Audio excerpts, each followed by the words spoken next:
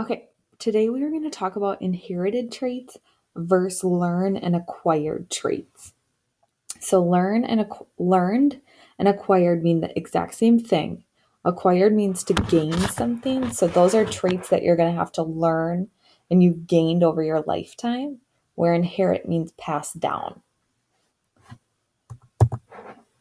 So your objectives today are to compare what are inherited traits, what are learned traits, how are they similar, how are they different, and then give examples of each type of trait. So when we talk about traits, we're talking about humans and other animals. So every human is made up of different characteristics passed down from both of their parents.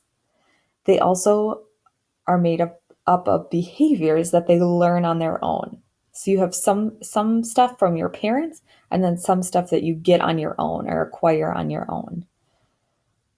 So here on this slide, I give the example of Cam Newton. Some traits that he inherited from his parents. He got his skin color from his parents, and he also got his brown eyes from his parents. However, one skill that he has learned or gained throughout his life is his dabbing skill. He has just learned how to do that, even though he's not very good at it. So, certain types of inherited traits, that means that they come from your parents.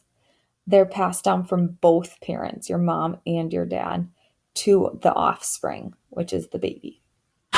Some examples of these would be your eye color, skin and hair color, shapes of earlobes, hair type, like your texture, dimples, if you have a lot of freckles or not, and then how tall you are, your height, so or tall or short. So your height is actually determined as soon as you're born. It's passed down from your parents. Just a quick fact that you also need to know is that fingerprints are unique to every single person. So fingerprints are not inherited. Every person has their own set of fingerprints. This next slide, we're going to look at pictures of inherited traits. So these are traits that have been passed down from your parents. Then we have inherited behaviors. So when you think of the word behavior, that's a way you act. So if you inherit behaviors, if you get them from your parents, I like to think about animals. Animals are born with certain instincts. So that's something that they inherit. They aren't taught these certain behaviors, they're just born with them. So, for an example, birds know that they must fly south for the winter. So, when it starts to become wintertime, the birds know that they must fly south to warmer weather. Another example would be that bears hibernate for the winter.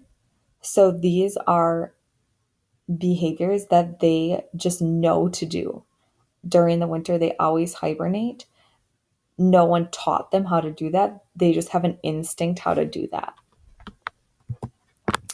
So the other type of behaviors or traits that we're going to learn about are the learn and acquired behaviors.